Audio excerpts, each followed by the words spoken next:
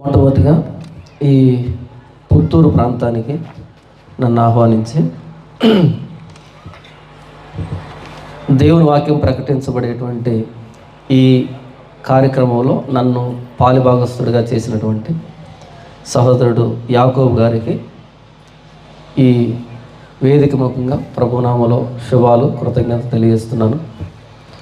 అలాగే వాక్యం వినడానికి ఉదయం నుంచి ఇంతవరకు ఇన్ని సెషన్లో ఓపికగా కూర్చున్నటువంటి మీ అందరికీ ప్రభు పేరిట శుభాలు తెలియజేస్తున్నాను.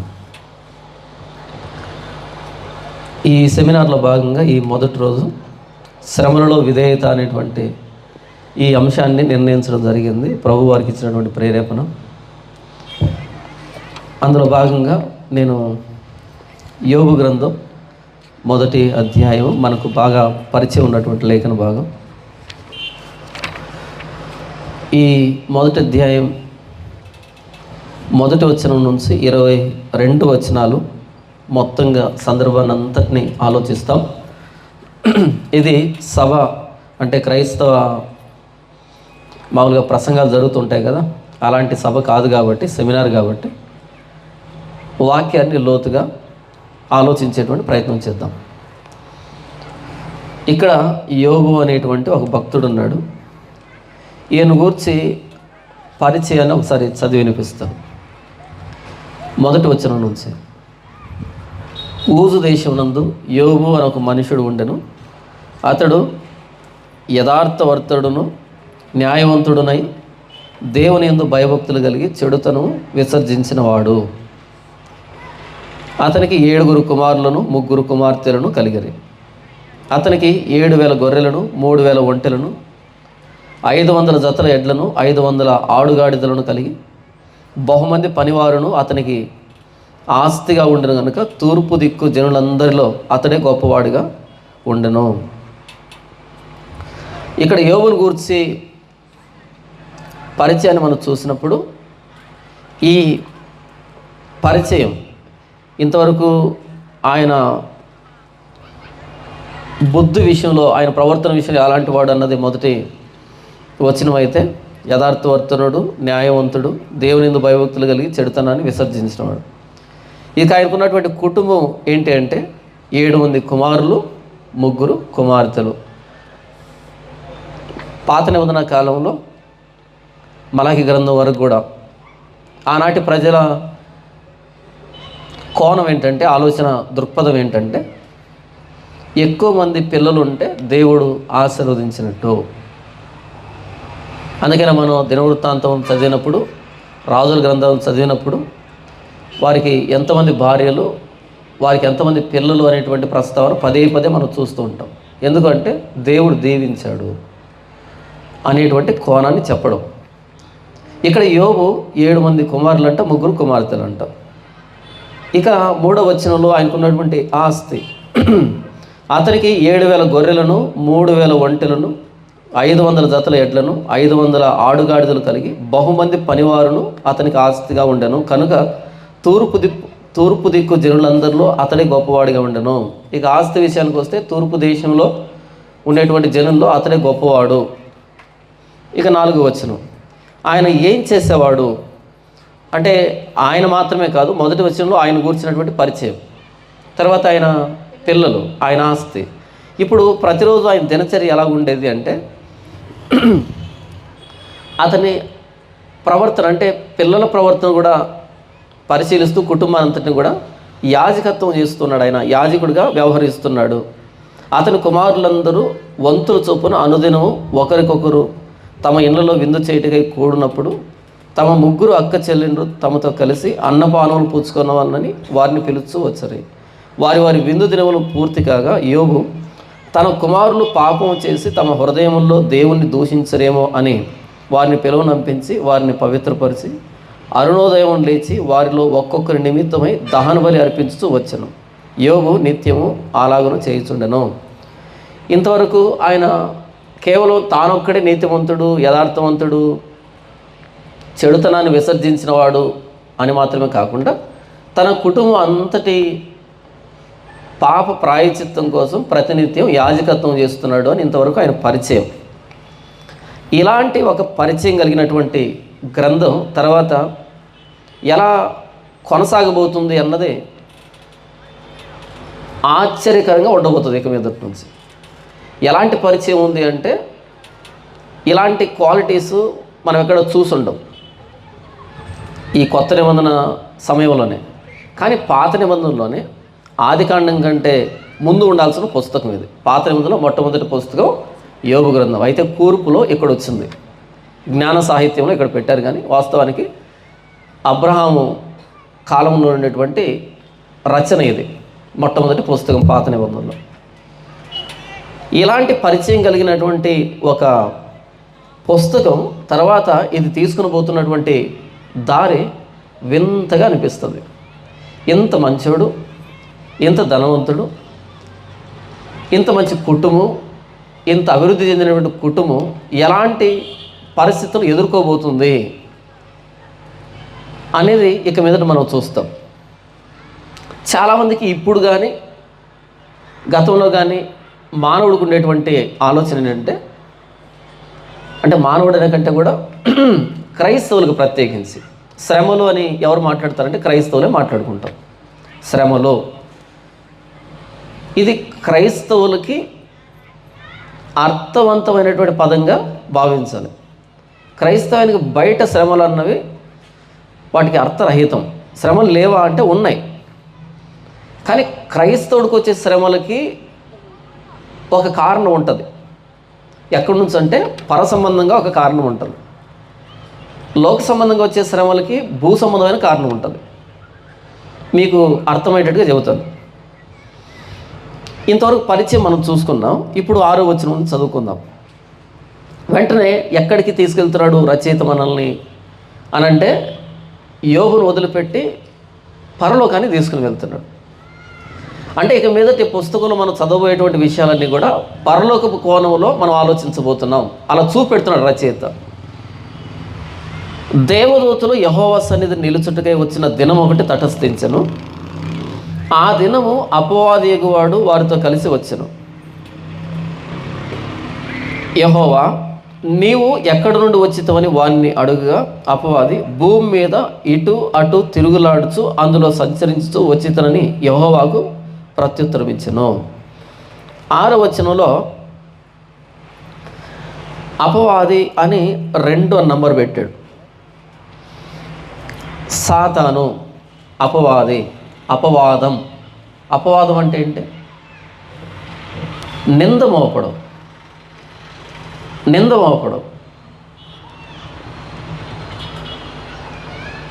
ప్రతివాది వేరు, అపవాది వేరు. ప్రతివాది అంటే మనం చేస్తున్న దాని మీద మన తప్పని నిరూపించడం. కానీ ఇక్కడ అపవాది అంటే ఏంటంటే ఏదో ఒక విషయంలో తప్పు పట్టడం, నేరం మోపడం, నింద మోపడం. అపవాది, అపవాదం. అక్యూజ్ చేస్తాడు. ఈ అపవాది యెహోవా సన్నిధికి వచ్చినప్పుడు యెహోవా అడిగాడు, ఎక్కడి నుండి వచ్చావని అడిగినప్పుడు భూమి మీద ఇటు అటు తిరుగులాడుచు అందులో సంచరించుచు వచ్చితని. ఇంతకు భూమి మీద ఏం చేయడానికి తిరుగుతున్నాడు? ఇటు అటు తిరగడం అంటే ఏంటి దాని ఉద్దేశం? దేవుని దృష్టిలో మంచి వాళ్ళు ఎవరైనా ఉంటే వాళ్ళ మీద నిందలు మోపేదానికి కారణాలు వెతుకుతూ తిరుగుతున్నాడు. ప్రపంచంలో అందరి మీద నేరం మోపడు అపవాది, వాడికి అవసరం కూడా లేదు. మరొకసారి, మనుషులందరి మీద నేరం మోపడు అపవాది. ఎవరి మీద మోపుతాడు? ఎవరైతే దేవుని దృష్టిలో మంచి వాళ్ళు ఉంటారో వాళ్ళ మీదనే నేరం మోపుతాడు. అది వాళ్ళ లక్షణం. ఎక్కడి నుంచి వచ్చామంటే భూమి మీద తిరుగుతున్నాను, అటు ఇటు తిరుగుతున్నాను. దేనికంటే నేరం మోపడానికి, తప్పులు వెదకడానికి. 8వ వచనం, అందుకు యెహోవా, నీవు నా సేవకుడైన యోబు సంగతి ఆలోచించుతావా? అతడు యథార్థవర్తుడును న్యాయవంతుడునై దేవుని యందు భయభక్తులు కలిగి చెడుతనం విసర్జించిన వాడు భూమి మీద అతని వంటి వాడెవడును లేడు అని అడుగుగా అపవాది, యోబు ఊరకయే దేవుని యందు భయభక్తులు కలవాడాయనా? ప్రశ్న చూడండి. యోబుని గురించి ఆలోచించామన్నప్పుడు అపవాది అవును. ఇప్పుడు మనల్ని అడిగాడు అనుకో దేవుడు, ఇంత పరిచయం ఇచ్చి యోబుని గురించి ఆలోచించావా ఎంత మంచోడు అంటే మనమైతే అందులో వేలు పెట్టేదానికి, యోబులో ఒక చెడ్డ లక్షణాన్ని వెతకడానికి అక్కడ ఎలాంటి స్లాట్ లేదు, మనకి ఎలాంటి అవకాశం లేదు లోపలికి వెళ్ళడానికి. కానీ అపవాది అంటేనే వాడు నేరం మోపేవాడు. ఏమని అడుగుతున్నాడు, ఏమని ప్రశ్నిస్తున్నాడు? యోబు ఊరకయే దేవుని యందు భయభక్తులు గలవాడు ఆయన. ఏంటి, ఊరకే భయము భక్తి కలిగి ఉన్నాడా? చూసారా, అపవాది అంటే అసలు ఏమీ లేని దగ్గర కూడా నేరాన్ని తీసుకొని రాగలడు, ఏమీ ఉండదు అక్కడ. కానీ అక్కడ కూడా ఏం తీసుకొని రాగలడు? నేరాన్ని తీసుకొని రాగలడు. యేసు ప్రభువుని శోధించడానికి తీసుకుని వెళ్ళాడు. యేసు ప్రభుని శోధించడానికి అపవాది ఎక్కడి నుంచి ప్రారంభించాడంటే ఆ ముందు అధ్యాయం 3వ అధ్యాయంలో ఈయన నా ప్రియకుమారుడు, ఈయనందు నేను ఆనందించుతున్నాను అనేటువంటి అక్కడి నుంచి ప్రారంభించాడు. నీవు దేవుని కుమారుడు అయితే, అంటే ఎవరినైనా సరే శోధించగలడు, ఎవరిలో అయినా సరే నేరాన్ని మోపగలడు. ఆదాము హవ్వల దగ్గరికి వెళ్ళాడు. ఇది నిజమా అంటే దేవుడు చెప్పినటువంటి దాన్ని ఇది నిజమా అని వారి నోటితోనే నిజమో కాదో అనే సందిగ్ధంలో పడేసేటట్టుగా వెళ్ళాడు. అపవాది అంటే మనం ఏం ఆలోచిస్తామో కనీసం వాడి ఆలోచన దరిదాపులో కూడా వెళ్ళం. 1వ వచనం నుంచి 5వ వచనం వరకు ఉన్నటువంటి ఈ పరిచయాన్ని ఎవరికైనా ఇచ్చి, ఎంత మేధావికైనా ఇచ్చి, ఇక్కడ తప్పు చూపించండి, యోబును తప్పు పట్టేటువంటి సందర్భాన్ని చూపించండి అంటే నాకు తెలిసి ఏ తెలివైన వాడు కూడా సాహసం చేయడు. లేదు, అక్కడ మన జ్ఞానానికి అందదు. కానీ దాంట్లో నుంచి కూడా యోబు ఊరకయే దేవుని యందు భయభక్తులు కలిగి ఉన్నాడా అన్నాడంటే వాడి స్వభావం, వాడు చాలా యుక్తిపరుడు, కుయుక్తి. ఆది నుంచి వాడు నరహంతకుడు, అబద్ధానికి జనకుడు అని వ్రాయబడింది. ఇంకేమన్నాడు చూద్దాం. మనం ఏం ఆలోచిస్తున్నాం ఇంతకీ? అన్న యోబు గ్రంథాన్ని మేము చాలా సందర్భాలు చదివాం అని అంటారు కదా, చదివాం, మరొకసారి ధ్యానిస్తున్నాం, శ్రమల కోణంలో ధ్యానిస్తూ ఉన్నాం. యోబు ఊరకయే దేవుని యందు భయభక్తులు గలవాడాయన, నీవు అతనికిని అతని ఇంటి వారికిని అతని కలిగిన సమస్తమునకును చుట్టూ కంచె వేసింది కదా. కంచె వేశాడు అనంటే ప్రయత్నం చేశాడు, వెళ్ళడానికి ప్రయత్నం చేశాడు. అయితే దేవుని కంచె అడ్డొచ్చింది. ఇప్పుడు అందుకోసం వచ్చాడు కంచె తీయమని. ఆ సభలోనికి రావడానికి ఉద్దేశం ఏంటంటే కంచె తీయమని అడగడానికి వచ్చాడు. నీవు అతని చేతి పనిని దీవించుచుండుట చేత అతని ఆస్తి దేశంలో బహుగా విస్తరించి ఉన్నది. అయినను నీవు ఇప్పుడు నీ చేయి చాపి అతనికి కలిగిన సమస్తను మొత్తిన ఎడల అతడు నీ ముఖం ఎదుటనే దూషించి నిన్ను విడిచిపోవునని యెహోవాతో అనగా, యెహోవా ఇదిగో అతనికి కలిగిన సమస్తమును నీ వశమున ఉన్నది, అతనికి మాత్రము ఏ హానియో చేయకూడదని అపవాదికి సెలవేయగా వాడు యెహోవా సన్నిధి నుండి బయలు వెళ్ళెను. ఇంతవరకు 1వ వచనం నుంచి 5వ వచనం వరకు ఉన్నటువంటి పరిచయం. తర్వాత 13 నుండి 22 వరకు మనం చదువుకోవాలి. అయితే మధ్యలో బ్రాకెట్లో పెట్టినట్టుగా ఈ రెండింటికి సంబంధాన్ని 6వ వచనం నుంచి 12 వరకు మనం చదువుకున్నాం. అంటే 5వ వచనం నుంచి నేరుగా 13కి వస్తే మనకేం అర్థం కాదు, ఉక్కిరి బిక్కిరి అవుతాం. యోబు మిగిలినటువంటి అధ్యాయాలు ఉక్కిరి బిక్కిరి అయినట్టుగా మనకు కూడా ఏం అర్థం కాదు, అర్థరహితంగా అనిపిస్తుంది. కాబట్టి మనకి ఒక అర్థాన్ని చెప్పడానికి ఆ మధ్యలో ఈ సందర్భాన్ని జోడించడం జరిగింది. అయితే వాస్తవానికి యోబు శ్రమ పడుతున్నప్పుడు ఈ మధ్యలో ఉన్నటువంటి భాగం అన్నది యోబుకు తెలియదు, మనకు తెలుసు. ఎందుకు మనకు చెప్పాడు దేవుడు? శ్రమలో మనము ఉక్కిరి బిక్కిరి కాకుండా ఉండడానికి యోబులాగా. శ్రమలో యోబు ఎంత ఉక్కిరి బిక్కిరి అయ్యాడు అంటే తర్వాత మనం 3వ అధ్యాయం చూస్తాం 31 వరకు. అలాంటి ఉక్కిరి బిక్కిరి మన జీవితంలో జరగకుండా ఉండాలి అంటే యోబుకి తెలియనటువంటి విషయాన్ని మన కోసం రాయించాడు ఇక్కడ దేవుడు, పరిశుద్ధాత్మ దేవుడు. శ్రమ ఎవరికి వస్తుంది అంటే అందరికీ రాదు. శ్రమ ఎవరికి వస్తుంది? ఎవరైతే దేవుణ్ణిలో భయభక్తులు కలిగి ఉంటారో, ఎవరైతే నీతి న్యాయాల చొప్పున నడుస్తూ ఉంటారో, ఎవరైతే యథార్థవంతులుగా ఉండే ప్రయత్నం చేస్తారో, ఎవరైతే ప్రతినిత్యం పాప భీతి కలిగి ఉంటారో అలాంటి వారికి శ్రమలు వస్తాయి. ఏ శ్రమలు? మనల్ని దేవుళ్ళలో నుంచి దారి తప్పించేటువంటి శ్రమలు. లోకంలో వచ్చే శ్రమలు ఏంటి? వాళ్ళు చేసుకున్న శ్రమలు, వాళ్ళు చేసుకున్న దానికి పర్యవసానాలు. క్రైస్తవుడికి వచ్చే శ్రమలు ఏంటి?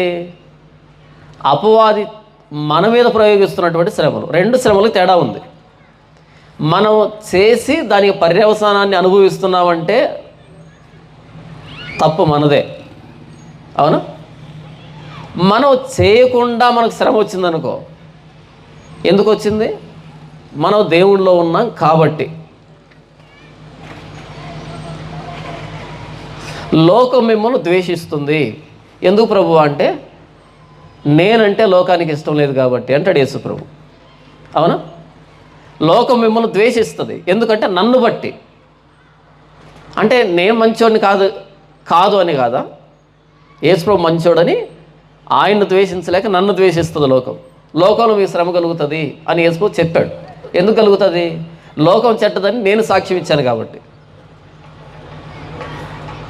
క్రైస్తవులకు వచ్చే శ్రమలు పరసంబంధమైనవి. అయితే ఇక్కడ మనం ఆలోచించాల్సింది ఏంటంటే, అపవాది చెప్తున్న మాటలో 11లో, అయినను నీవు ఇప్పుడు నీ చేయి చాపి అతని కలిగిన సమస్తను మొత్తిన ఎడలా. అంటే యోబు విషయంలో జోక్యం కలుగ చేసుకోవడం అపవాదికి లేదా? అవకాశం లేదా? దేవుని భక్తుల విషయంలో దేవుడికి తెలియకుండా ఏ చిన్న పని జరగదు. ఎంత శ్రమలో ఉన్నా సరే మనకు ధైర్యాన్ని ఇచ్చేటువంటి మాట ఏంటంటే, నీవు నీ చేయి చాపి అతని మొత్తితే. దేవుడికి తెలియకుండా మన జీవితంలో మన మీద ఏమీ జరగదు. ఇది మనకు అర్థమైతే భయపడాల్సిన అక్కర్లేదు. ప్రతిదీ నా దేవుని కనుసన్నల్లోనే జరుగుతుంది అనేది మనకు అర్థమైతే అది ఎంత శ్రమ అయితే ఏంటి? నేను చాలా కాలం క్రితం ఒక సంఘటన చదివాను, పేపర్లో వచ్చుంటే. ఫ్లైట్ వెళ్తుంది కదా, ఆకాశంలో ఫ్లైట్ వెళ్తుంది. మధ్యలో ఒక మేజర్ టర్బులెన్స్ వచ్చింది ఆ ఫ్లైట్లో.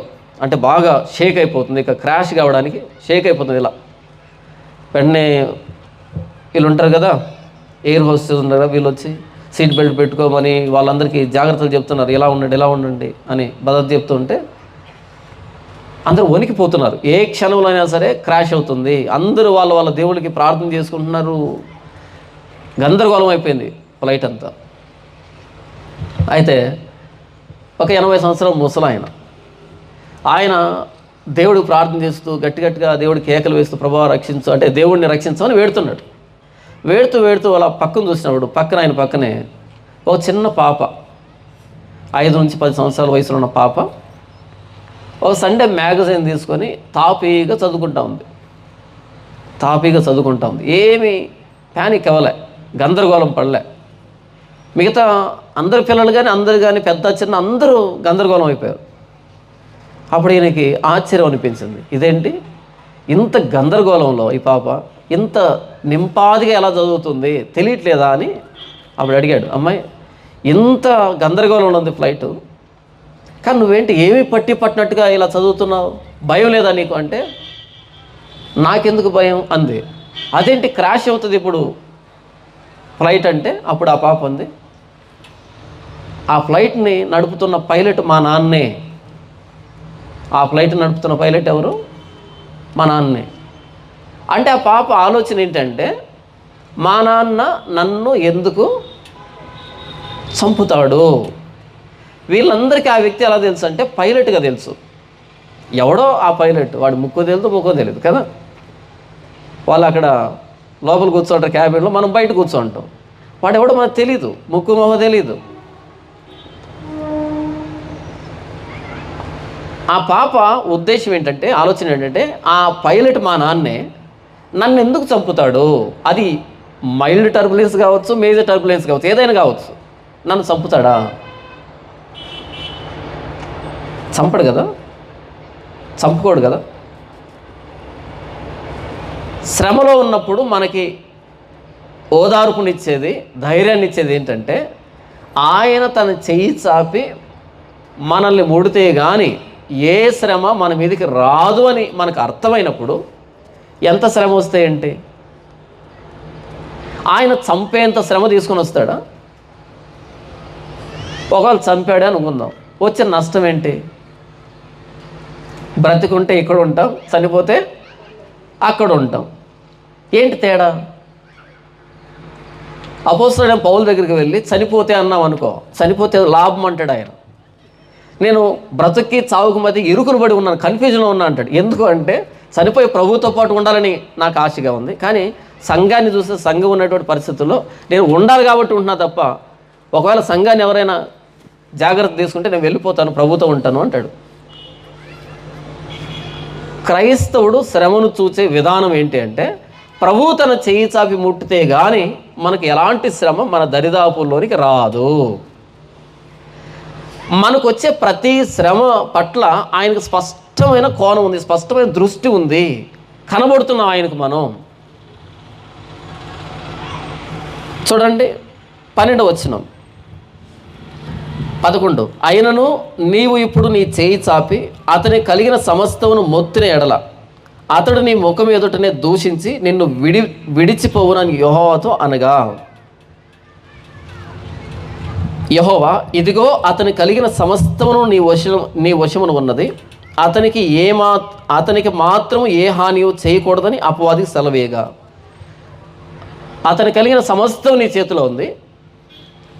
నంబర్ 2, అతనికి మాత్రం ఏ హాని చేయకూడదు. అంటే ఈ శ్రమను అనుమతించేప్పుడు కూడా దేవుడు ఎంతవరకు అనుమతించాలో కూడా ఆయనకు మెజర్మెంట్ ఉంది, ఆయనకు ఒక పరిధి ఉంది. ఎంతవరకు అనుమతించాలి దానికి పరిధి ఉంది ఆయనకి. అతనికి కలిగిన సమస్తాన్ని ఇచ్చాను, కానీ అతనికి మాత్రం ఏ హాని చేయకూడదు. అంటే శ్రమలో గుడ్డిగా వదిలిపెట్టలే, నీ ఇష్టం అనలే ఆయన. మరలా అందులో కూడా కండిషన్ పెట్టి వదిలిపెట్టాడు. ఇంతవరకు ఏంటి? పరలోకంలో జరిగినటువంటి సభ, ఎవరిని గూర్చి? యోబు అనేటువంటి ఒక మనుషుని గూర్చి. ఆలోచించండి,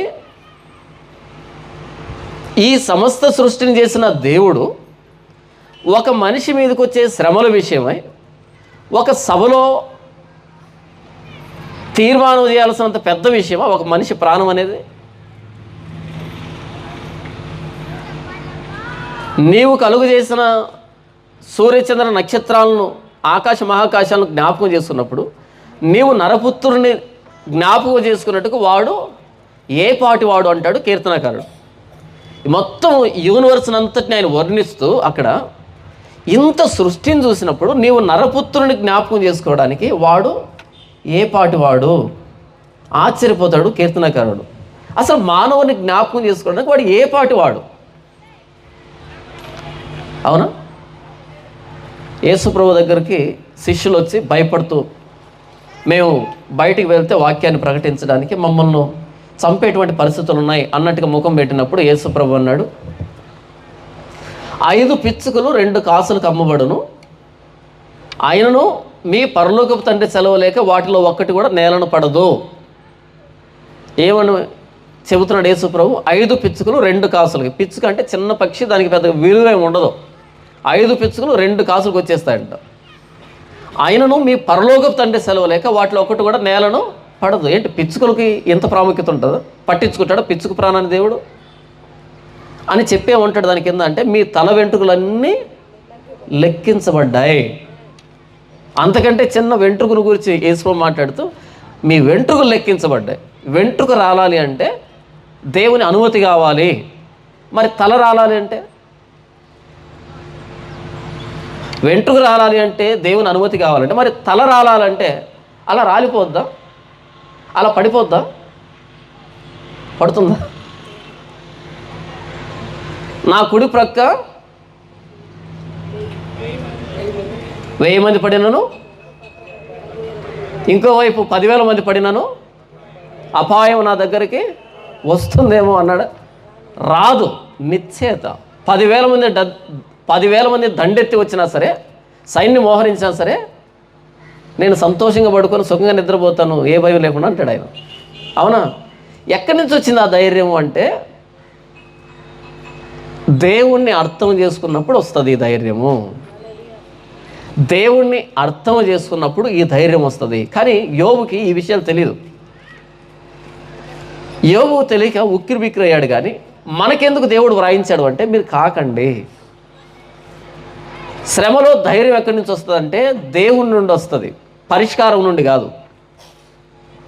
మనకేం కావాలి? శ్రమ వచ్చినప్పుడు పరిష్కారం కావాలి కదా.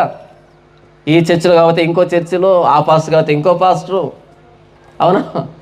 అది ఖర్చు పైన కొంటాం, కొబ్బరి నూనె కొంటాం. ఎందుకని? ఎంత దౌర్భాగ్యం అంటే దేవుణ్ణి అర్థం చేసుకోవడం వదిలిపెట్టేసి దౌర్భాగ్య పనులన్నింటిలో పాలుభాగస్తులం అవుతూ ఉన్నాం. శ్రమలో మనకు కావాల్సింది ఖర్చు కాదు, మనకు కావాల్సింది ఈ పుణ్యక్షేత్రాలు ఉన్నాయి చూసారా, పుణ్యక్షేత్రాల సందర్శన కాదు. ఏంటి మాట్లాడుతున్నది? ఈ హైందవ పుణ్యక్షేత్రాలు కాదు, క్రైస్తవ పుణ్యక్షేత్రాలు ఉన్నాయి. ఉన్నాయా? 2 చెప్పండి. తెలీదా? సిగ్గుపడుతున్నారా? ఈ టెంపుల్స్ ఉన్నాయా? కలవరం టెంపుల్ అని, బెల్లంపల్లి అని, ఈ వర్షిప్ సెంటర్లని, ఈ దరిద్రాలని అవే. అక్కడ దేవుడు అర్థం కాడు మీరు వెళ్తే. శ్రమలో ధైర్యం ఎక్కడి నుంచి వస్తుంది అంటే పరిష్కారం నుండి కాదు, ప్రభువుని అర్థం చేసుకునే దానిలో నుండి మన ధైర్యం వస్తుంది. మీరు యోబు గ్రంథం అంతా చదవండి. యోబుకి దేవుడు సమాధానం చెప్పాడా? యోబు గ్రంథం అంతా చదవండి. ఇక్కడ వ్రాసినటువంటి 6వ వచనం నుంచి 12వ వచనం ఉన్నటువంటి ఈ భాగాన్ని చెబితే సరిపోయి ఉండేది. యోబు ఆహా అవునా అని సంతోషపడి ఎగిరి గంతేసి ఉండేవాడు. కానీ ఈ ముక్క చెప్పకుండా 76 ప్రశ్నలు వేస్తాడు తిరిగి.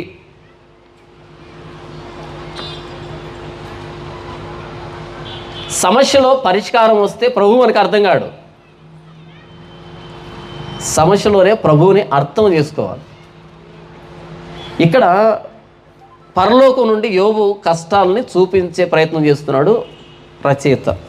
పరలోక కోణంలో క్రైస్తవుడు ప్రతి సమస్యని ఏ కోణంలో చూడాలి? పైనుండి దేవుని కోణంలో చూడాలి. చూద్దాం ఇప్పుడు. 1వ వచనం నుంచి 5వ వచనం వరకు ఉండేటువంటి ఈ పరిచయం, దానికి వెంటనే ఉండాల్సిన భాగం ఏంటంటే 13 నుండి. కానీ నేరుగా 13 చెబితే మనం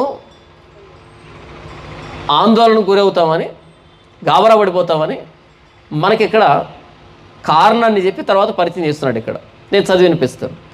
పరిచయంలో ఎంత ఉన్నతంగా ఉంది, అసలు ఇక ఎలా నడవాలి మిగిలినటువంటి గ్రంథం అనేది మన ఊహకు అందనటువంటి విధంగా వెళ్ళిపోతుంది ఇక్కడ నుంచి. ఒక దినమున యోబు కుమారులను కుమార్తెలను తమ అన్న ఇంట భోజనం చేయొచ్చు, ద్రాక్షారసం పానం చేయొచ్చుండగా ఒక దూత అతని ఎద్దుకు వచ్చి, ఈయనేమనుకుంటున్నాడు, పిల్లలంతా సంతోషంగా తిని త్రాగుతున్నారు. ఏది ద్రాక్షారసం అంటే సారాయన కాదు, ఇక్కడ మద్యపానం కాదు, ఇక్కడ వాళ్ళు సంతోషంగా విందు చేసుకుంటున్నప్పుడు, అంటే పార్టీ జరుగుతుంది ఇంట్లో. పార్టీ చేసుకోవడం తప్పేం కాదు. మనం సంపాదించుకున్నాం, తింటున్నాం, తప్పు కాదు. ప్రభు ఇచ్చినందుకు తింటున్నాం. ఇక్కడ జరిగే పార్టీ వేరు, ఈరోజు మనం చేసుకున్న పార్టీలు వేరు. వాళ్ళు విందు చేసుకుంటున్నారు. అప్పుడు 14వ వచనం, ఒక దూత అతని ఎందుకు పరిగెత్తుకుంటూ వచ్చి, దూత అంటే ఒక రాయబారి, ఒక పనోడు పరిగెత్తుకుంటూ వచ్చి, ఎద్దులు నాగలి దున్నుచు గాడిదలు వాటి సమీపంలో మేయిచు ఉండగా శబాయిలు వాటి మీద పడి వాటిని పట్టుకొని పోయి ఖడ్గంతో పనివారిని హతం చేసి, జరిగినది నీకు తెలియజేయటకు నేను ఒక్కడనే తప్పించుకొని వచ్చి ఉన్నాను అనిను. ఏమని సమాచారం వచ్చింది ఆయనకంటే, ఎద్దులు నాగలి దున్నుచు గాడిదలు వాటి సమీపంలో మేయిచుండగా శబాయిలు వచ్చి వాటి మీద పడి వాటిని పట్టుకొని పోయి. ఎన్ని పట్టుకుని పోయారు ఇంతకీ? 3వ వచనం, అతనికి 7,000 గొర్రెలను, 3,000 ఒంటెలను, 500 జతల ఎడ్లను, 500 ఆడుగాడిదలను కలిగి. నంబర్ ఎంత? 7,000 గొర్రెలు. ఒంటెలెన్ని? 3,000 ఒంటెలు. ఎద్దులెన్ని? 500 జతలు అంటే 1000 ఎద్దులు. తర్వాత గాడిదలు, ఆడుగాడిదలు ఎన్ని? 500. మరి మగగాడిదలు కూడా ఉంటాయి కదా. ఓసారి గృహపరిచర్యకి వెళ్ళాను. మా చర్చికి వచ్చేటువంటి ఒక కుటుంబం దర్శించడానికి వెళ్ళాను. పల్లెటూరు కదా. వెళ్ళేటప్పటికి ఇంట్లో ఎవరు లేరు. సాయంకాలం పూట ఎవరు లేరు. ఏమైంది, ఎక్కడికి వెళ్ళారని అడిగితే వాళ్ళవి గొర్రెలు తప్పిపోయాయి. అడవికి వెళ్ళారు, వర్షం పడింది, మొత్తానికి గొర్రెలు తప్పిపోయాయి. ఎన్ని గొర్రెలు అంటే 20 గొర్రెలు. ఎన్ని? 20 గొర్రెలు. ఆ పెద్ద ఆవిడ ఇంట్లో ఉంది. ఆవిడ కూడా ఎందుకు ఉందంటే ఆవిడ ఆపరేషన్ చేయించుకొని ఉంది. ఏదో కన్ను ఆపరేషన్ ఏదో చేసుకుంది పాపం. ఇక ఆవిడ ముందుకి నడవలేదు, వెళ్ళలేదు, తాను ఒక్కతే ఉంది. ఆ ఇంటి వాళ్ళు, పక్కింటి వాళ్ళు, ఎదురింటి వాళ్ళు, ఊర్లో ఉన్నటువంటి బలమైన వాళ్ళు, చురుకైన వాళ్ళు అందరూ టార్చ్ లైట్లు తీసుకొని అడవి మీద పడ్డారు. వెళ్ళి అడవి అంతా శోధిస్తున్నారు. వెళ్ళి పెద్ద అడవి. ఎన్ని గొర్రెలు పోయాయి? 20 గొర్రెలు పోయాయి. మొత్తం ఊర్లో సగం మంది వెళ్ళిపోయారు. ఎందుకంటే అందరు గొర్రెలు వేపు ఉండాలి కాబట్టి ఈరోజు వీళ్ళ దగ్గరికి పోతే రేపు మన దగ్గరికి వస్తారు. ఆవిడ నాతో దాన్ని చెబుతూ ప్రతి 4 మాటలకి 5వ మాటగా ఆ యేసు ప్రభు ఉంటే ఎందుకు ఇలా చేశాడో అని అంటుంది ఆవిడ. ఎంత గొర్రెలు ఎందుకు పోయాయి? యేసు ప్రభు వదిలించాడా? యేసు ప్రభు ఏమైనా వదిలించాడా? ప్రతి 4 మాటల తర్వాత 5వ మాట ఆ యేసు ప్రభు ఉంటే ఎందుకు పోయాయి? మేమేం పాపం చేశాం? ఇది పరమ దరిద్రమైన డైలాగ్. మనం వేసే డైలాగ్ ఏంటంటే నేనేం పాపం చేశాను? అసలు ఏ పాపం చేయలేదు మనము, అది ప్రశ్న కదా. బయట అనొచ్చు మేమేం పాపం చేశాను, ఎందుకంటే అలా పాపం అంటే ఏంటో తెలియదు కాబట్టి. మనం పొరపాటును కూడా జీవితం అసలు రాకూడదు. అది ఒకవేళ అనాలి అంటే నేను చేయని పాపం అంటే ఏమీ లేదు అనాలి. కరెక్ట్గా యాప్ట్గా సరిపోతుంది మనకు. అది కూడా చిన్నది అవుతుంది కదా. నేను చేయనటువంటి పాపం అంటూ లేదు, నేను చేయబోయేటువంటి పాపం అంటూ ఏదీ లేదు. ప్రతి పాపాన్ని నేను వేలు పెడతాను, అంతేనా? చేస్తాం. మేమేం పాపం చేస్తాం, యేసుప్రభు ఎందుకు ఇలా చేస్తాడు? ప్రతి సందర్భంలో యేసుప్రభుని తీసుకున్నాం. ఎందుకంటే నేను పాస్టర్ని కదా. మరి ఒకవేళ నా స్థానంలో ఎవడో పక్కింటోడు ఎదురింటోడు త్రాగుడు పోయి ఉంటే కనుక అక్కడ యేసుప్రభు ప్రస్తావన తీసుకొని రాదు. ఏమంటుంది? ఈ పోగొట్టిన వాళ్ళని తిట్టుండు. వీడు ఎక్కడ కూర్చొని మొబైల్ నొక్కుంటున్నాడు, ఆ గొర్రెలు పోయాయని అక్కడ నుండు. మరి పాస్టర్ని కదా, మరి బైబిల్ ప్రకారం మాట్లాడాలి కదా. యేసుప్రభు ఏం చేస్తున్నాడు, అవి పోతూ ఉంటే మా కడుపు కొట్టాడు, మా పొట్టు కొట్టాడు, ఏంటంటే మాట్లాడుతున్నాడు. ఇక్కడ ఎన్ని గొర్రెలు పోయాయో చూద్దాం ఒకసారి. 7,000 గొర్రెలు, 3,000 ఒంటెలు, 1000 ఎద్దులు, 500 ఆడుగాడిదలు, ఇన్ని పోయాయి. ఇప్పుడు ఈయన ఏ డైలాగ్ వేయాలి కదా? 20 గొర్రెలు పోతేనే అంత పెద్ద డైలాగ్ వేస్తే ఏది? ప్రతి ఆదివారం చర్చికి వచ్చి దేవదూత లెక్క మోకరించి ఎన్ని సాక్ష్యాలు చెప్పి ఎంత మామూలు హంగామా ఉండదు కదా. 500 రూపాయలు కనబడినప్పుడు ఎంత హంగామా చేస్తాం కదా, మనం ప్రభుని ఎంత స్తుతిస్తాం కదా. ఇంత ఎక్స్పీరియన్స్ పెట్టుకొని ఇన్నిసార్లు ప్రభుని నిందిస్తుంది. ఇన్ని పోయాయి ఈయనకి. మరి ఈయన ఏం చేయాలి? కేవలం అవే పోయాయా? ఎద్దులు నాగలెద్దునుచు గాడిదలు వాటి సమీపం మేయిచుండగా శబాయిలు వాటి మీద పడి వాటిని పట్టుకొని పోయి ఖడ్గంతో పనివారిని హతం చేసరి. ఎంతమంది పని వాళ్ళు ఉన్నారంట? బహుమంది పనివారును అతని ఆస్తిగా ఉండెను. బహుమంది పని వాళ్ళు ఉన్నారు. మొత్తం పని వాళ్ళందరినీ నరికి చంపేశారు. ఒక్కడు మిగిలాడంట. ఎందుకో చూద్దాం. జరిగినది నీకు తెలియజేయటకు నేను ఒక్కడినే తప్పించుకుని వచ్చి ఉన్నాను అనెను. నేనెందుకు మిగిలాను అంటే జరిగింది నీకు చెప్పడానికి. పోనీ చెప్పి ఏ మంచి పని చేశాడు అంటే ఆయన ఉన్న ఫలంగా కూలిపోవడానికి కారణం, అది విషయం చెప్పడానికంటే. వాళ్ళు చనిపోయారు, ఇవి పోయాయి అనగానే యోబు ఏం కావాలి? ఉన్న ఫలంగా కూలిపోవాలి, ఇది ఆగిపోవాలి. దానికి ఆఫరు ఈయన బ్రతకడం. ఎవరు పంపించారు ఈ సమాచారాన్ని? ఆ ఒక్కడిని వదిలిపెట్టమని ఎవరు చెప్పుంటారు శబాయులకి? దేవుడైతే కాదు కదా, దేవుడు కాదు, అపవాది. వీడైతే గోరంతలు కొండంతలు చేస్తాడు. నేను తప్పించుకొచ్చానని చెప్పొచ్చు కదా. జరిగింది చెప్పడానికి నేను ఒక్కడినే మిగిలి ఉన్నాను. ఎవడైతే ఆ సమాచారాన్ని చెప్పగానే గుండాగిపోయాడు చెప్తాడో వాడిని మిగిలిచి మిగతా అందరినీ సమూల నాశనం. వాడిని పరిగెత్తమని చెప్పింది అదే, ప్రేరేపణించి వెళ్ళి చెప్పు యోబుకి. ఈయనేమనుకుంటున్నాడు, పిల్లలు విందు చేసుకుంటున్నారని. మన పిల్లలు విందు చేసుకుంటున్నారనుకోండి, తింటున్నారనుకోండి, మనం ఎలా చూస్తాం, ఎంత సంతృప్తిగా ఉంటుంది కదా, మనకి ఎంత హాయిగా ఉంటుంది కదా ప్రాణం. అలాంటి సమయంలో పిడుగు లాంటి వార్త. 15వ వచనం, 16వ వచనం. అతడు ఇంకా మాట్లాడుచుండగా, అంటే ఇంకా పూర్తిగా సమాచారం నెరేట్ చేయలే, ఇంకా చెప్పలే. అతడు ఇంకా మాట్లాడుచుండగా మరి ఒకడు వచ్చి దేవుని అగ్ని ఆకాశం నుండి పడి గొర్రెలను పనివారిని రగులు పెట్టి కాల్చివేసను. ఏంటంట? ఏ అగ్ని అంట అది? ఏ అగ్ని అంట? మీరు మాట్లాడుతున్నారు లేదా నాకు? దేవుని అగ్ని. ఎందుకు దేవుని అగ్ని అనే పదప్రయోగం జరిగింది అక్కడ? ఎందుకు జరిగింది? ఆయన పొగుడుకున్నాడు కాబట్టి యోబుని. ఆయన పొగుడుకున్నాడు కాబట్టి యోబుని. అపవాది చేసిన శపథం ఏంటి ఇంతకీ? చూడండి 11వ వచనం. ఆయనను నీవు ఇప్పుడు నీ చేయి చాపి అతని కలిగిన సమస్తను మొత్తినేడలా అతడు నీ ముఖము ఎదుటనే దూషించి నిన్ను విడిచిపోవును అని యెహోవాతో చెప్పాడు.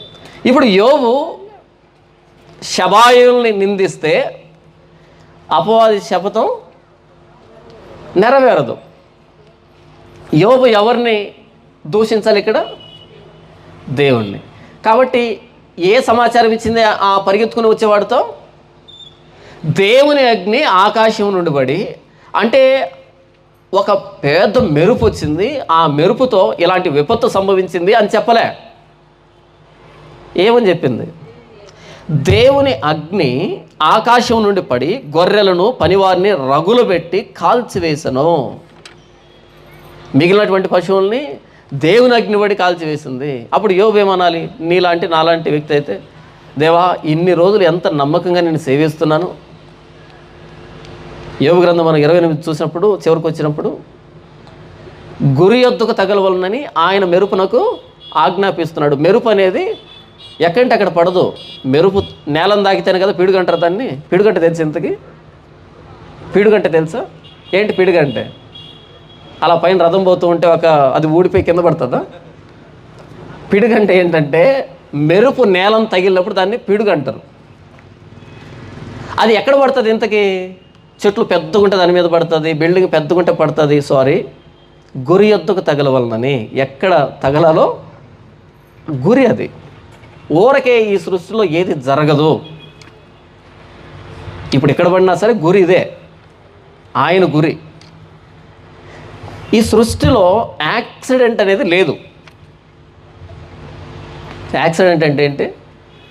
ప్రమాదవశాత్తు ఆయన రోడ్డు యాక్సిడెంట్లో చనిపోయారు, ప్రమాదం ఏమీ లేదు అంటే ప్రమాదమే. మనకి యాక్సిడెంట్ అనేది ఉండదు ఈ సృష్టిలో. అంత ఇంటెన్షనల్గానే జరుగుతుంది. ఆయన పాయింట్ ఆఫ్ వ్యూలో ప్రతిదీ ఇంటెన్షనే. కానీ మనకు తెలియదు కాబట్టి సమాచారం, మనకది యాక్సిడెంట్, మనకది ప్రమాదం, ఆయనకది ప్రణాళిక. అవునా?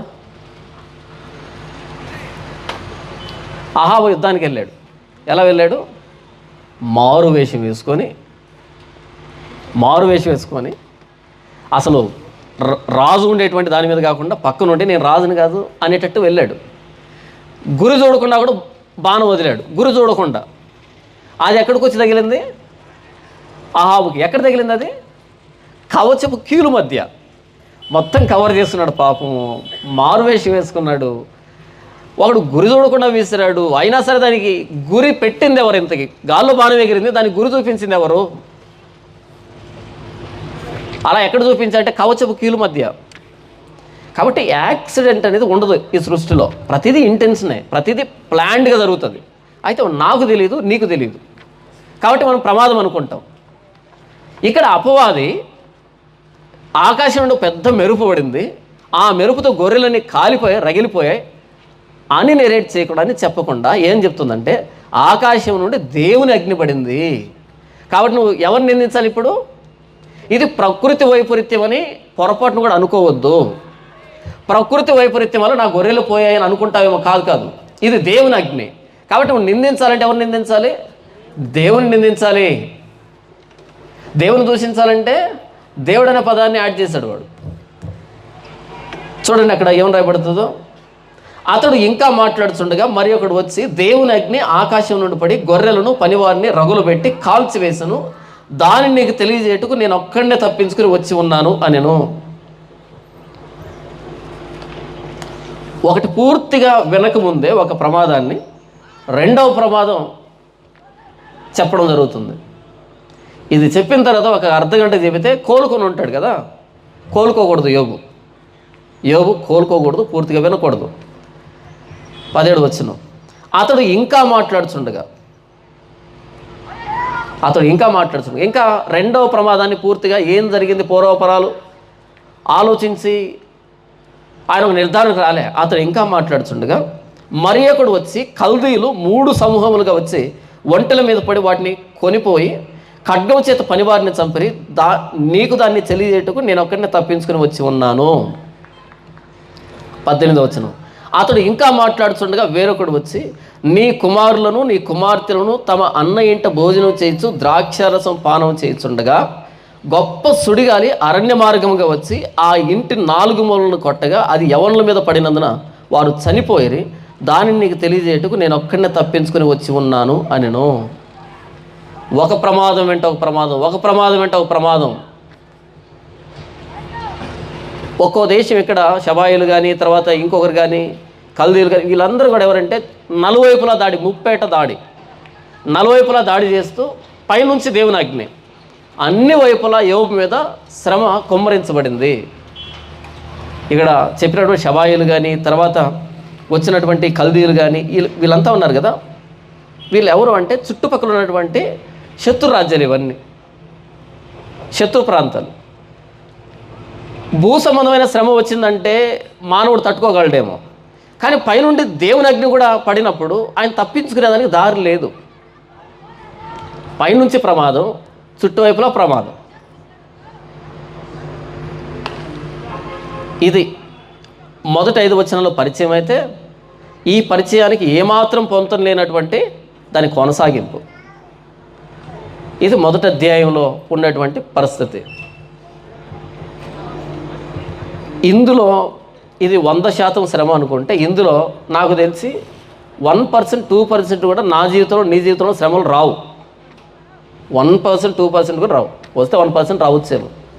ఇది 100% అనుకుంటే. ఇప్పుడు యోబు స్పందన ఏంటి?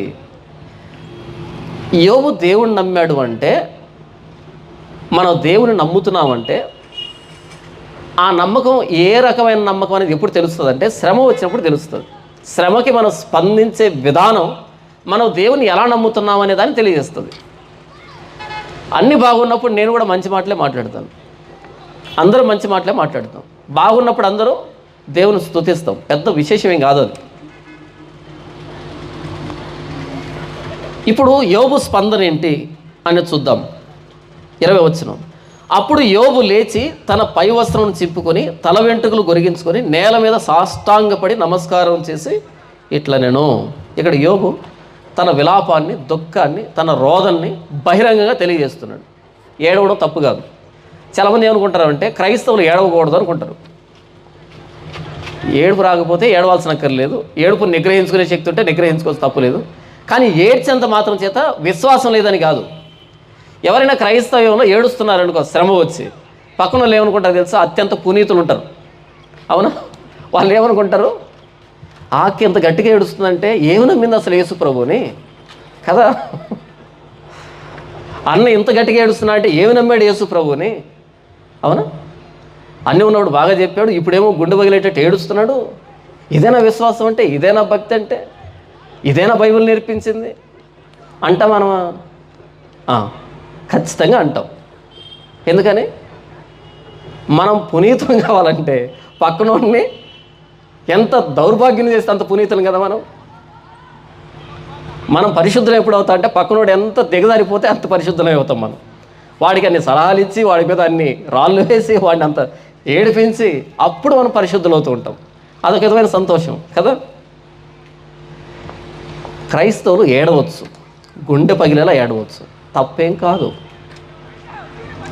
ఎందుకంటే బాధ అనేది, భావోద్వేగాలు అన్నవి మనం అంగట్లో కొని తెచ్చుకొని పెట్టుకున్నవి కాదు, దేవుడు మన శరీరంలో ఉంచినవి. మూత్రపిండాల మీద గ్రంథులు ఉంటాయి, 2 గ్రంథులు. ఏంటవి? అడ్రినల్ గ్లాండ్స్ అని ఉంటాయా? ఏం పని చేస్తాయి అవి? ఏం పని చేస్తాయి అవి? ఏం పని చేస్తాయి మాకెందుకు అంటారా? మనకి ఏడుపు వచ్చినా, నవ్వు వచ్చినా, కోపం వచ్చినా, భావోద్వేగాలు, ఎమోషన్స్ ఉంటాయి చూసారా, ఆ ఎమోషన్స్ అన్నవి అక్కడి నుంచే వస్తాయి. కొంతమందికి ఎమోషన్స్ ఉండవు, అంటే ఆ గ్రంథి పని చేయదు వాళ్ళకి. కొంతమంది కన్నీళ్ళు రావు ఎవరైనా చనిపోయినప్పుడు, కానీ ఏడుస్తుంటారు పాపం, ఎందుకంటే పని చేయవు అవి. భావోద్వేగాలు లేవు అంటే అవి పని చేయలేదు అని అర్థం. అక్కడేదో డామ్ అని వేలింది, ఇటు ఉలికి పడ్డాను అనుకో, అరే పిరుకోడు అనకూడదు, వాడికి అడ్రినల్ గ్లాండ్ బాగా పనిచేస్తుందని అర్థం, వెంటనే రియాక్ట్ అయ్యాడని అర్థం. అదేం పని చేస్తుంది ఇంతకీ? ఏదైనా ప్రమాదం జరిగినప్పుడు వెంటనే నువ్వు ఇలా రియాక్ట్ కావాలి, ఇలా స్పందించాలి అని చెప్తుంది. ఎదురుగా ఒక వ్యక్తి ప్రమాదంలో ఉన్నాడు, ఏడుపులో ఉన్నాడు, మన కంటిలోంచి నీళ్ళు వచ్చారు, దాని అర్థం ఏంటి? మనం వీక్ అని కాదు, ఎమోషన్స్ ఉన్నాయని. దేవుడు మనల్ని ఎలా చేశాడు? ఎమోషనల్ బీయింగ్గా చేశాడు. మన శరీరంలో ఎమోషన్స్ పెట్టాడు, కాబట్టి ఏడవడం పాపం కాదు. ఎందుకు చెప్పాను ఇది? యోబు ఏడ్చాడని చెప్తున్నాను. యోబు మనకంటే నీతిపరుడేనా, భక్తిపరుడేనా? అసలు పోల్చకూడదు మనం ఆయన్ని, కానీ తప్పదు కాబట్టి పోలుస్తున్నాను.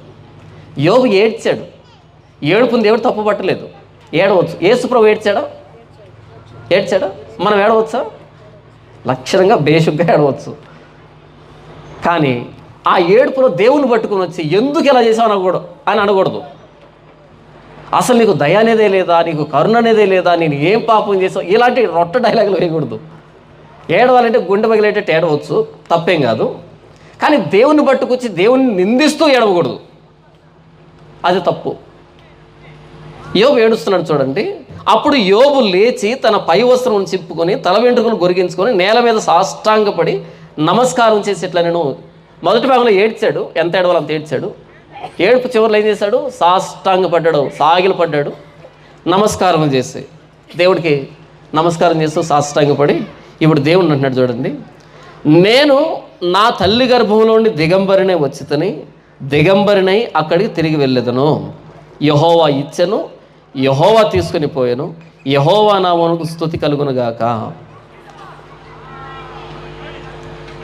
అపవాదేమో ఏం చెప్పే ప్రయత్నం చేసిందంటే, నీకున్న ఆస్తి అంతా పోయింది, నీ పిల్లలు అందరూ చనిపోయారు, నీకేమి లేదు, దిక్కు లేనోడైపోయావు, నువ్వు దివాలా తీసావు. ఉన్న ఫలంగా సెకండ్ల వ్యవధిలో లేదా నిమిషాల వ్యవధిలో బంగ్లాలో నివసించేవాడు బజార్లోకి వచ్చాడు, దివాలా తీశాడు. అంత పోయింది నీకని షాక్ మీద షాక్ ఇచ్చింది అది. అంత పోయింది, ఏమి లేదు, కానీ గుండె ఆగిపెట్టేట్టు చేద్దాం అనుకుంది, దేవుణ్ణి నిందించేట్టు చేద్దాం అనుకుంది. కానీ ఈయనే ఉన్నాడు తెలుసా, నేను నా తల్లి గర్భం నుండి ఏమి తీసుకొని రాలేదు, అంటే పెట్టుబడి 0. నేను చనిపోయినప్పుడు ఇంకా ఏది తీసుకుని వెళ్ళలేను, ఉన్నా సరే తీసుకుని వెళ్ళలేను, తీసుకుని పోయేది 0. ఈ మధ్యలో వచ్చినంత లాభమే కదా. ఆయన ఏదో పోగొట్టుకున్నట్టుగా ఏడవట్లే, పోగొట్టుకున్నట్టుగా భావించట్లే. పిల్లలను బట్టి, పనివారిని బట్టి, ఆస్తిని బట్టి ఆ భావోద్వేగాలు కనబరుస్తున్నాడే తప్ప రియాలిటీలో ఆయన నిజంగా ఆయన మనసులో ఏముందంటే, నేను నష్టపోయింది ఏమీ లేదు అంటున్నాడు ఆయన. మనం ఎంత శ్రమలో ఉన్నా మనం నష్టపోయేది ఏమి ఉండదు. ఎప్పుడు నష్టం వస్తుందంటే, మనం పెట్టుబడి పెట్టినప్పుడు పెట్టుబడి కంటే తక్కువ వస్తే దాన్ని నష్టం అంటాం, అవును. మన పెట్టుబడి కంటే తక్కువ వచ్చింది అనుకో, దాన్ని నష్టం అంటాం. పెట్టుబడి కంటే ఎక్కువ వస్తే లాభం అంటాం. పెట్టుబడే వస్తే రాలేదు, పోలేదు. నా తల్లి గర్భం నుండి నేను ఎలా వచ్చాను? దిగంబరిగా, ఏమీ లేకుండా వచ్చాను. మరలా భూగర్భంలోకి ఎలా వెళ్తాడు? దిగంబరిగా వెళ్తాడు. ఇప్పుడైతే జీన్ ప్యాంట్ టీషర్ట్లు పాతి పెడుతున్నారు, కానీ పాత రోజుల్లో నా చిన్నతనం చూసేవాడిని. బట్టలన్నీ విప్పేవాళ్ళు, మొలత్రాన్ని కత్తితో కోసేవాళ్ళు, అన్నీ ఒలిచేవాళ్ళు, ముక్కుల్లో చెవుల్లో అన్నీ ఒలిచేవాళ్ళు, ఏమి లేకుండా దిగంబరిగా పడుకోబెట్టేవాళ్ళు. ఇప్పుడంతా ఫ్యాషన్ అయిపోయి. ఇప్పుడు నేను చచ్చిపోయాను అనుకోండి, పాస్టర్ ఏం చేస్తారు నాకు? ఎందుకో ఇలాంటి బ్లేజర్ వేసి ఎంత బాగా శుద్ధంగా సంప్రదాయబద్ధంగా బ్లేజర్ వేసి ఒక స్పీకర్ లాగా పడుకోబెడతారు కదా. కానీ ఆ పురుక్కు తెలియదు నేను స్పీకర్నండి. అది వచ్చిన సమస్య. వీళ్ళు పాతిపెట్టే వాళ్ళు ఎంత శుభ్రంగా కడిగి స్నానం చేయించి షాంపూ వేసి తల తప్పేం కాదు, ఇబ్బంది తప్పని చెప్పట్లేదు నేను. అంత సంప్రదాయబద్ధంగా రెడీ చేసి బ్లేజర్ వేసి షూ వేసి ఇంకా పరమ ప్రబుద్ధులు ఏం చేస్తారు తెలుసా, ఆయన చదివిన బైబిల్ కూడా పెడతారు లోపల. వీళ్ళకి ఏ అవార్డు ఇచ్చినా తక్కువ లేదు. బ్రతికున్నప్పుడే చదివి సావాలే, సమాధిలో ఏం చేస్తాడు కదా, చదువుతారా మన వాళ్ళు బైబిల్? బ్రతికున్నప్పుడే చదవనోడికి సమాధిలో బైబిల్ పెడితే ఎవరు చదవాలి? బ్రతికున్నప్పుడు బైబిల్ చదవం, జబర్దస్త్ చూడడం తప్ప కదా. అలాంటి సమాధిలో బైబిల్ పెడితే ఎవరు చదవాలి? అన్ని దౌర్భాగ్యకరమైన పద్ధతులు, ఆచారాలు. నేను నా తల్లి గర్భం నుండి దిగంబరిగా వచ్చాను, భూగర్భంలోకి దిగంబరిగా వెళ్తాను. ఈ మధ్యలో వచ్చిందంతా పోయిందంతా లాభమే తప్ప నాది కాదు. ఎంత ఉన్నతమైన ఆలోచన విధానం కదా ఇది. ఎంత అపవాది ఒక సమాచారం వెంబడి ఒక సమాచారం, ఒక సమాచారం ఒక సమాచారం.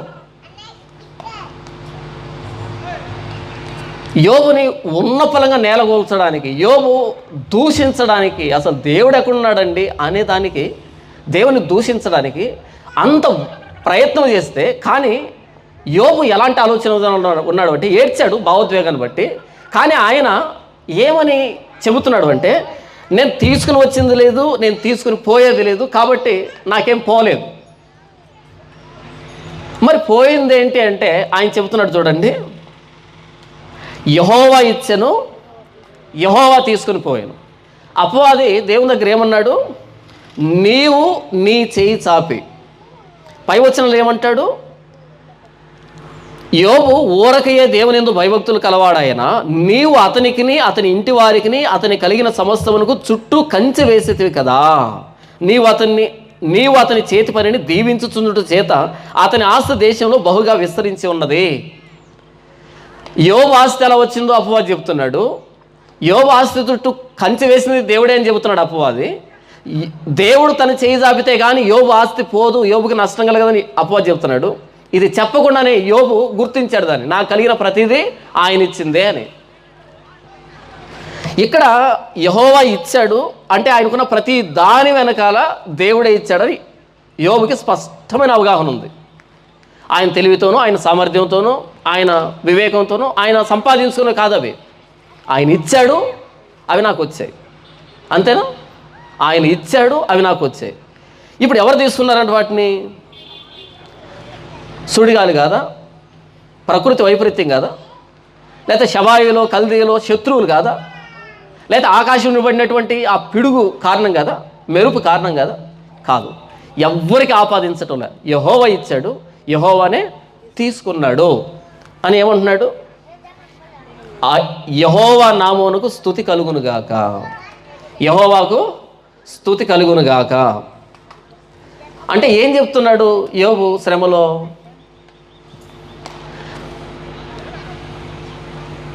దేవుని భక్తులకి ఏదైనా శ్రమ వచ్చింది అంటే మనం అందరిలాగా గాబరా పడాల్సిన అక్కర్లేదు, స్పష్టత ఉండాలి.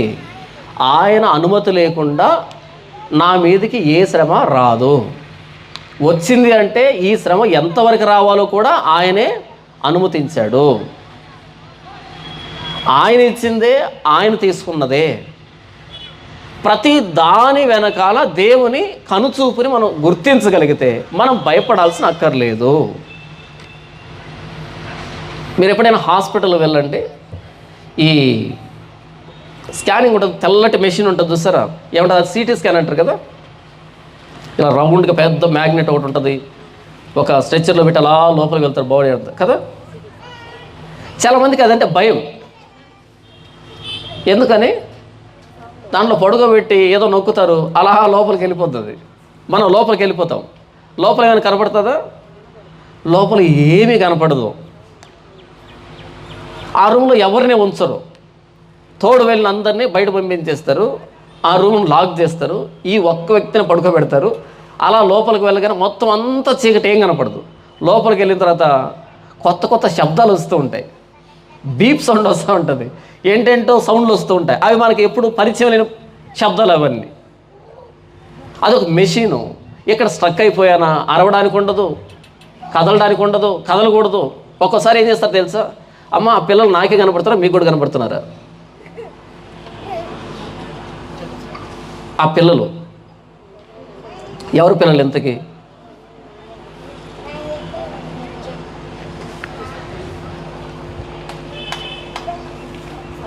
ఒక్కోసారి ఏమని అడుగుతాడు డాక్టర్లు, ఊపిరి బిగబట్టాలి, నేను చెప్పేంతవరకు ఊపిరి వదలకూడదు. ఎందుకంటే వాళ్ళకు ఆ రీడింగ్ తప్పు వస్తుంది, ఆ ఆర్గాన్ అనేది ఖచ్చితంగా కనిపించకపోతే మరలా రెండోసారి పంపిస్తారు. అక్కడ లోపలికి వెళ్ళిన తర్వాత అంత చీకటి, ఏమీ కనపడకుండా ఏంటంటే వినపడుతూ ఉంటే ఎంత తోడుకైనా భయం అనిపిస్తుంది, ఎలాంటి తోడుకైనా భయం అనిపిస్తుంది, దాన్ని కనిపెట్టినోడు కూడా భయం అనిపిస్తుంది. కానీ వాడు అనుకుంటాను లోపల, ఇంతకు నన్ను ఎవరైనా పట్టించుకున్నారా లేదా, ఏ శబ్దం ఉండదు కదా, ఎవరు మనిషి సంచారం ఉండదు కదా. కానీ ఆ వ్యక్తిని స్పష్టంగా మానిటర్ చేస్తుంటారు ఇటువైపు రూమ్లో, ప్రతి దాన్ని మానిటర్ చేస్తుంటారు, పైన లోపల కూడా మానిటర్ చేస్తూ ఉంటారు అంతా. కానీ ఈ వ్యక్తి ఏమో నన్ను ఎవరైనా పట్టించుకుంటున్నారా లేదా అని ఈ వ్యక్తి అనుకుంటూ ఉంటాడు. కానీ ఈ వ్యక్తి లోపల కూడా పట్టించుకుంటూ ఉంటారు, ప్రతి దాన్ని మెజర్మెంట్ తీస్తుంటారు, రీడింగ్ తీస్తుంటారు, ప్రతి దాన్ని స్కాన్ ఫోటో తీస్తుంటారు ఇటువైపు రూమ్లో.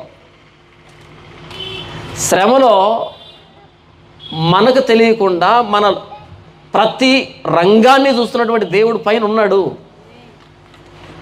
మనం ఉక్కిరి బిక్కిరి కావాల్సిన అక్కర్లేదు, ప్రతి దాన్ని చూస్తున్నాడు ఆయన, మనకు తెలియని విషయాలు కూడా చూస్తున్నాడు ఆయన. యోబుకు తెలియదు యోబు మీద ఇంత నిఘా ఉందని తెలియదు, అపవాదికి ఇంత నిఘా ఉందని తెలియదు, అపవాదికి అనుమతి ఇస్తున్నటువంటి దేవుడికి ఇంత నిఘా ఉందని యోబుకు తెలియదు. అందుకని ఉక్కిరి బిక్కిరి అయ్యాడు. మనం కాకూడదని దేవుడు ఇక్కడ ఈ లేఖన భాగాన్ని వ్రాయిస్తున్నాడు.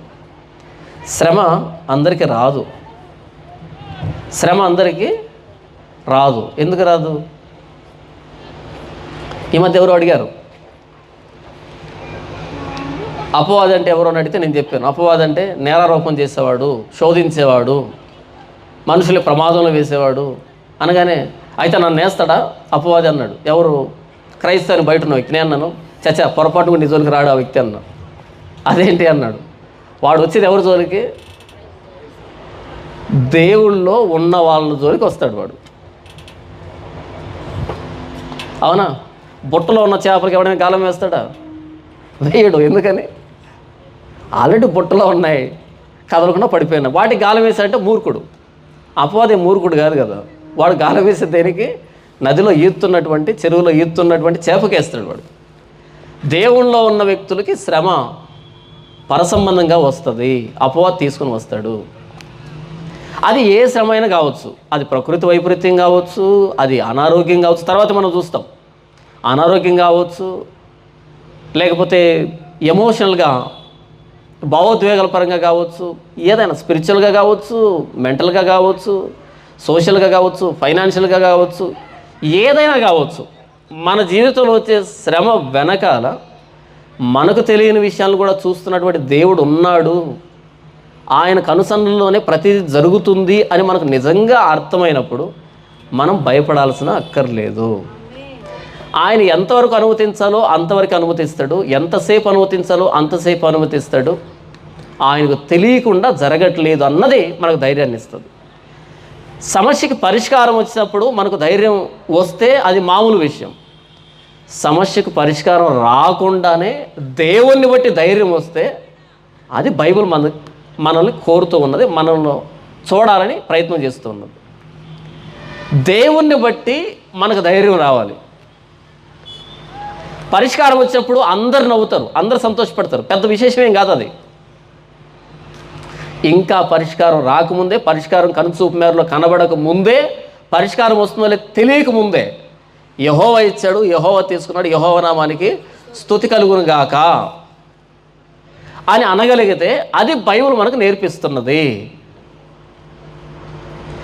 యోబుకి యేసు ప్రభు తెలియదు, యేసు ప్రభు ప్రాణత్యాగం తెలియదు. పాత నిబంధనలో దేవుడు ఎలా కనిపిస్తాడు అంటే, మనం ద్వితీయోపదేశకాండం 28 మనం చదివినప్పుడు మొదటి భాగంలో దీవెనలు, మీరు నా ఆజ్ఞలు పాటిస్తే, నా కట్టడలు పాటిస్తే, నా విధుల చొప్పున నడుచుకుంటే నేను మిమ్మల్ని దీవిస్తాను, ఇంట బయట అన్ని చోట్ల ప్రతి సందర్భంలో మీకు ఏమి తక్కువ లేకుండా చూసుకుంటాను అన్నది మొదటి భాగం. రెండవ భాగం ఏంటంటే, నాకు వ్యతిరేకంగా ప్రవర్తించారనుకో, నా ధర్మశాస్త్రాన్ని మీరు ప్రవర్తిస్తే కనుక ప్రతి చోట నష్టం నష్టం నష్టం అని చెబుతాడు. ఇది పాత నిబంధన ఆలోచన విధానం. దేవుడు ఒక వ్యక్తిని దీవిస్తున్నాడు అంటే ఒక వ్యక్తి అభివృద్ధి చెందుతా అంటే దాని అర్థం ఏంటి అంటే దేవుడి దీవెనా అని. ఒక వ్యక్తి కష్టాలు నష్టాలు అంటే అర్థం ఏమని? దేవుని శాపమని.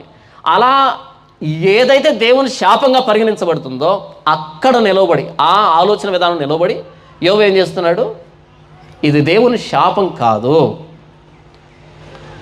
ఇది దేవుని ఉగ్రత కాదు, దేవుడు నన్ను వదిలిపెట్టలేదు, ఆయన ఇచ్చాడు, ఆయన తీసుకున్నాడు, ఆయన నామానికి స్తుతి కలుగును గాక.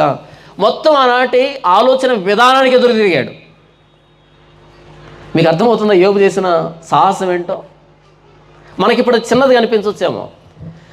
ఒక వ్యక్తి కష్టాల్లో ఉంటే ఆ వ్యక్తి పాపం చేశాడేమో, దేవుడు శిక్షిస్తున్నాడు అంటున్నటువంటి ఆ రోజుల్లో ఇది దేవుని ఉగ్రత కాదు, ఆయన ఇచ్చాడు, ఆయన తీసుకున్నాడు, ఇది ఆయన సార్వభౌమ అధికారం. ఆయన ఇవ్వగలడు, ఆయన తీసుకోగలడు, ఆయన పుట్టించగలడు, ఆయన చంపగలడు, ఆయన గాయం చేయగలడు, ఆయన గాయం కట్టగలడు. ఆయనకు నా మీద సంపూర్ణ అధికారం ఉంది. ఆయన సార్వభౌమ అధికారంలో ఏదైనా చేయగలడు, ఆయన సమస్తాన్ని చేయగలడు, చేయొచ్చు కూడా. అడిగేదానికి నేనెవరిని అనే ఆలోచన విధానాన్ని చెబుతున్నాడు ఆయన ప్రపంచానికి. చూడండి 20వ వచనం యోబు గ్రంథంలో నయమాతీయుడైన జోఫరు ఏమని మాట్లాడుతున్నాడు అంటే, 10 నిమిషాలు ముగించేస్తాను. యోబు ఇన్ని కష్టాలకి, పిల్లలు చనిపోవడానికి, ఆస్తి పోవడానికి, యోబు నష్టానికి కారణం ఏంటి అంటే యోబు భక్తిహీనత అని చెప్పే ప్రయత్నం చేస్తున్నాడు. నయమాతీయుడైన జోఫరు, నయమాతు ప్రాంతానికి సంబంధించినటువంటి జోఫరు ఏమని చెప్తున్నాడు? యోబు నువ్వు ఎందుకు ఇంత శ్రమ పడుతున్నావంటే అని ఆయన ఫిలాసఫీ చెప్తున్నాడు. చూడండి, అప్పుడు నయమాతీయుడైన జోఫరు ఇలాగున ప్రత్యుత్తరం ఇచ్చాను, అలాగున నీవు చెప్పినందుకు నా యందలి ఆతురత తగిన ప్రత్యుత్తరం సిద్ధపరిచి ఉన్నది. నాకు అవమానం కలిగే నిందను నేను విన్నందుకు నా మనో వివేకము తగిన ప్రత్యుత్తరం సిద్ధపరిచి ఉన్నది. దుష్టులకు విజయము కొద్ది కాలం ఉండును. ఎవరు ఇంతకు దుష్టులు ఇక్కడ? యోబు.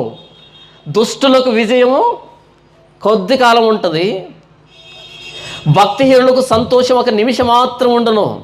ఆది నుండి నరులు భూమి మీద ఉంచబడిన కాలం మొదలుకొని ఇలాగూ జరుగుతున్నదని నీకు తెలియదా? ఏం జరుగుతుంది ఇంతకీ? ఏదేం తోటలో ఉంచంటే ఇంతవరకు అంట ఏదో జరుగుతుందంట. ఏం జరుగుతుంది ఇంతకీ? వారి ఘనత ఆకాశమంత ఎత్తుగా పెరిగినను, మేఘమునంత ఎత్తుగా వారు తలెత్తినను, తమ మలము నశించు రీతిగా వారి అన్నిటికీ ఉండకుండా నశించుదురు. వారిని చూచిన వారు ఏమయ్యరని అడుగుదురు. కల ఎగసిపోవునట్లు వారు గతించి కనబడకపోవుదురు. రాత్రి స్వప్నం దాటిపోవునట్లు వారు తరిమి వేయబడుదురు. వారిని చూసిన కన్ను ఇకను వారిని చూడదు. వారి స్థలం వారు మరి ఎప్పుడూ కనబడరు. వారి సంతతి వారు దరిద్రుల దయను వెదికెదరు. వారి చేతులు వారి ఆస్తులను తిరిగి అప్పగించును. అంటే మొత్తం పోయింది కదా యోబుకి. ఇది ప్రారంభం నుంచి కనబడుతుందంట. ఏది? ఆది నుంచి నరులు భూమి మీద ఉంచబడిన కాలం మొదలుకొని ఒక విషయం పదే ప్రూవ్ అవుతుందంట. ఏంటది? భక్తిహీనులకి విజయం ఎక్కువ కాలం ఉండదు, ఎలా సంపాదిస్తారో అలాగే పోతుంది అనేది స్టార్టింగ్ నుంచి ప్రూవ్ అవుతుందంట. ఆనాటి ఫిలాసఫీ అది, ద్వితీయోపదేశకాండ సారాంశం ఇది. అంత వ్యవస్థని ఆయన విధేయత ద్వారా వెక్కిరిస్తున్నాడు యోబు. ఆది కాండం నుండి ఇక్కడ వరకు జరిగినటువంటి ఆ మొదటి మానవుడి దగ్గర నుంచి జరిగినటువంటి ఆ మొత్తం ఆ పద్ధతిని వ్యతిరేకిస్తున్నాడు యోబు. ఎలా? యెహోవా ఇచ్చాడు, యెహోవా తీసుకున్నాడు, యెహోవా నామానికి స్తుతి కలుగును గాక. ఇది ప్రకృతి వైపరీత్యం కాదు. వాళ్ళు ఏమనుకుంటున్నారు? అంత గతించిపోయింది అనుకుంటున్నారు వాళ్ళు. చూడండి 11వ వచనం, వారి ఎముకలలో యవ్వన బలం నిండి ఉండును కానీ అది వారితో కూడా మంటలో పండుకొనును. చెడుతను వారి నోటికి తీయగా ఉండెను. వారు 4 క్రింద దాన్ని దాచిపెట్టారు. అంటే యోబు చెడుతనం చేశాడంట. దాన్ని పోనీక భద్రం చేసుకొని నోట దాన్ని ఉంచుకొని అయినను వారి కడుపులో వారి ఆహారం పులిసిపోవును. అంటే దాని అర్థం ఏంటి? యోబు కుమార్తెలు ఏం చేస్తున్నారు? ఏం చేస్తుంటే చనిపోయారు వాళ్ళు? విందు చేస్తుంటే, తింటూ ఉంటే ఉన్న పరంగా కూలిపోయి చనిపోయారు. అంటే వారి కడుపులో వారి ఆహారం పులిసిపోయిందా? అదే అంటున్నాడు. అయినను వారి కడుపులో వారి ఆహారం పులిసిపోవును, అది వారి లోపట నాగుపాములు విషమగును. అంటే చెడిపోయిందని. వారు ధనమును మృంగివేసరి, కానీ ఇప్పుడు దాన్ని మరలా కక్కివేయుదురు. అంటే వాళ్ళు ధనాన్ని అన్యాయంగా సంపాదించారు కాబట్టి ఇప్పుడు దాన్ని కక్కివేస్తున్నారు. అందుకని పట్టుకుని పోయారు షబాయిలు కానీ కల్దీలు కానీ వచ్చి. తర్వాత వారి కడుపులో నుండి దేవుడు దాన్ని కక్కించును. వారు కట్ల పామును విషమును పీల్చుదురు, నాగుపాము నాలుగు వారిని చంపును. ఏరులై పారుచున్న తేనెను వెన్నపూసను చూసి వారు సంతోషింపరు. దేని కొరకు వారు ప్రయాసపడి సంపాదించి ఉండిరో దానిని వారు అనుభవింపక మరలా అప్పగించెదరు. వారు సంపాదించిన ఆస్తి కొలది వారికి సంతోషం ఉండదు. వారు బేదలను ముంచి విడిచిపెట్టిన వారు బలాత్కారం చేత ఒక ఇంటిని ఆక్రమించుకొనినను దాన్ని కట్టి పూర్తి చేయరు. వారు ఎడతెగక ఆశించిన వారు తమ ఇష్ట వస్తువుల్లో ఒకదాని చేతనైనను తమ్మును తాము రక్షించుకుని జాలరు.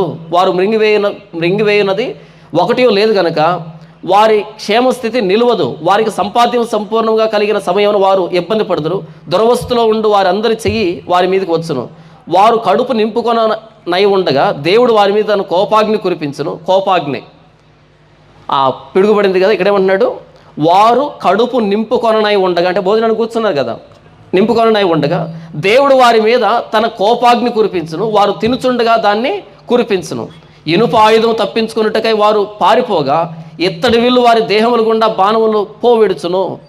అంటే అక్కడి నుంచి తప్పించుకున్నా సరే మరలా ఖడ్గం పడుతుంది, ఇంకో ఖడ్గం పడుతుంది. శబాయిల దగ్గర తప్పించుకున్నా సరే కల్దీలు వచ్చారు కదా, అది దేహమును చీల్చి వారి శరీరం నుండి వచ్చును. అది బయట తీయగా వారి శరీరం నుండి పై తిత్తి వచ్చును. మరణ భయం వారి మీదకి వచ్చును. వారి ధన నిధులు అంధకారపూర్ణములగును. అంటే ఆస్తి ఏమి లేకుండా జీరో బ్యాలెన్స్ వస్తుంది అనమాట. వారి ధన నిధులు అంధకారపూర్ణములగును. ఓదనక్కర్లేని అగ్ని వారిని మృంగివేయను. ఆకాశం నుంచి పడింది కదా, వారి గుడారంలో మిగిలిన దాన్ని అది కాల్చివేయను. ఆకాశం వారి దోషమును బయలుపరచును. అంటే పిడుగుపడింది కదా, భూమి వారి మీదకి లేచును. వారి ఇంటికి వచ్చిన ఆర్జన కనబడకపోవును. దేవుని కోపదినమున వారి ఆస్తి నాశనమగును. ఇది దేవుని వలన దుష్టులైన నరులకు ప్రాప్తించు భాగము. దేవుని వలన వారికి నియమింపబడిన స్వాస్థ్యం ఇదే. మొత్తాన్ని జోఫర్ ఏం చెప్తారు, అంతకుముందు ఎలీఫజ్ కానీ బిల్దద్ కానీ ఇదే చెప్పారు. ఇప్పుడు ఆయన ఒకే అధ్యాయం మొత్తం అన్ని ఏకరువు పెట్టేశాడు. యోబు ఎందుకు నాశనం అయ్యాడంటే భక్తిహీనుడు, దేవుడు మొత్తాడు. భక్తిహీనులకు విజయం ఎక్కువ కాలం ఉండదు. అప్పుడు యోబు తిరిగి సమాధానం చెప్పాడు. ఏమని సమాధానం చెప్పాడు? అప్పుడు యోబు ఇలాగ ప్రత్యుత్తరం ఇచ్చాను. 21వ అధ్యాయం, నా మాట మీరు జాగ్రత్తగా వినుడి, నా మాట మీ ఆదరణ మాటకు ప్రతిగా ఉండును గాక. నాకు సెలవిచ్చిన ఎడలా నేను మాట్లాడేదను, నేను మాట్లాడిన తర్వాత మీరు అపహాసం చేయవచ్చును. నేను మనుషుల గురించి మొరపెట్టుకొనిచున్నానా? లేదు. కనుక నేను ఎలా ఆతురపడకూడదో నన్ను తేరి చూచి ఆశ్చర్యపడి నోటి మీద చేయవేసుకున్నది. నేను దాన్ని మనసుకు తెచ్చుకునే ఎడల నాకేమీ తోచుకున్నది, నా శరీరమునకు వణుకు పట్టుచున్నది. ఇప్పుడు ఏం చెప్తున్నాడు, నాకు కూడా ఒక విషయం ఆలోచిస్తూ ఉంటే వణుకు పుడుతుంది అంటున్నాడు ఈయన. యోబు ఇదంతా విన్న తర్వాత నువ్వు భక్తిహీనుడు కాబట్టి ఇంత ఉపద్రవం వచ్చింది చెబితే ఈయన తిరిగి అంటున్నాడు, నేను కూడా మీరు చెప్తున్నప్పుడు ఒక విషయాన్ని గురించి ఆలోచించాను, అది ఆలోచించగా నాకు వణుకు పుడుతుంది అంటున్నాడు ఈయన. ఇంతకు ఈయనకు వణుకు పుట్టించింది ఏంది? 7వ వచనం, భక్తిహీనులు ఏల బ్రతుకుదురు. ఏమన్నాడు ఈయన? భక్తిహీనులు ఏల బ్రతుకుదురు, వారు వృద్ధులై బలాభివృద్ధి ఏలనుందుదురు. వారుండగానే వారితో కూడా సంతానము, వారు చూచుండగా వారి కుటుంబం స్థిరపరచబడుచున్నది. వారి కుటుంబములు భయమేమీ లేక క్షేమంగా ఉన్నవి. దేవుని దండం వారి మీద పడుటలేదు. వారు గొడ్లు దాటగా తప్పక చూలు కలుగును. వారి ఆవులు ఈచుకపోక ఈనును. వారు తమ పిల్లలను మందలుగా బయటకు పంపుదురు. వారి పిల్లలు నటన చేయదురు. ఎందుకంటే ఈయన పిల్లలందరూ చచ్చిపోయారు, కానీ ఇంకా భక్తిహీనుల పిల్లలు ఒకరు చచ్చిపోవట్లేదంటే మందలుగా బయటకు వెళ్తున్నారంట. వాళ్ళేమో యోబు దురవస్థను చూసి ఆశ్చర్యపోతున్నారు వచ్చిన స్నేహితులు. ఈయనేమో భక్తిహీనులు చూసి మరి వాళ్ళకేం కలగట్లేదు, ఈయన ఆశ్చర్యపోతున్నాడు.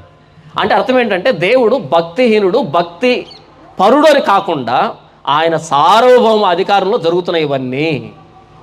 మీరెలా చూస్తున్నారు? నా భక్తిహీనతను నిరూపించే ప్రయత్నం చేస్తున్నారు.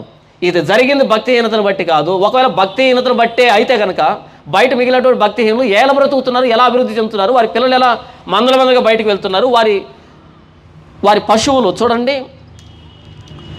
వారి ఆవులు ఈచుకపోక ఈనును. వారు తమ పిల్లలను మందలుగా బయట పంపుదురు. పైన చూడండి, వారి గొడ్లు దాటగా తప్పక చూలు కలుగును. గొడ్డుతనం ఉండదు వాటి పశువులకి. ఈచుకపోక ఈనుతూ ఉన్నాయి. మందులు అభివృద్ధి చెందుతున్నాయి, పిల్లలు అభివృద్ధి చెందుతున్నారు. కానీ మీరు నన్ను ఎలా చిత్రీకరిస్తారు? నా పిల్లలు చచ్చిపోయారని, నాకు గొడ్లు చచ్చిపోయాయని భక్తిహీనులు అంటున్నారు. మరి భక్తిహీనులు వారి మందులు నాకంటే విస్తరిస్తున్నాయే, నాకంటే మందికి బయట పంపిస్తున్నారే, దాన్ని చూసినప్పుడు నాకు కూడా ఆశ్చర్యంగానే ఉంది, వణుకు పుడుతుంది, భక్తిహీనులు ఎలా బ్రతుకుతున్నారని. కాబట్టి భక్తిహీనత, భక్తిపరులను కాకుండా ఆయన సార్వభౌమ అధికారంలో మన మీదకి శ్రమ రావచ్చు అని చెప్తున్నాడు ఆయన. చూడండి 12వ వచనం 11, వారు తమ పిల్లలను మందలుగా బయట పంపుదురు, వారి పిల్లలు నటనం చేయుదురు, తంబుర స్వరమండలమును పట్టుకుని వాయించుదురు, సానికనాదం విని సంతోషించుదురు, వారు శ్రేయస్సు కలిగి తమ దినములు గడుపుదురు, ఒక్క క్షణంలోనే పాతాళముకు దిగుదురు. అంటే దాని అర్థం ఏంటి? వారు శ్రేయస్సు కలిగి తమ దినములు గడుపుతారు, బ్రతికినన్ని రోజులు సంతోషంగా బ్రతుకుతారు, ఒక్క క్షణంలో పాతాళం దిగుదురు. అంటే మరణ పడక అనేది ఉండదు వాళ్ళకి. మంచం మీద అలమటించేది లేకుండానే ఒక్క క్షణంలో వెళ్ళిపోతున్నారు, బ్రతికినంతగా క్షేమంగా బ్రతుకుతున్నారు. అది భక్తి అనుకుంటున్నారా? అది భక్తిహీనత అంటున్నాడు.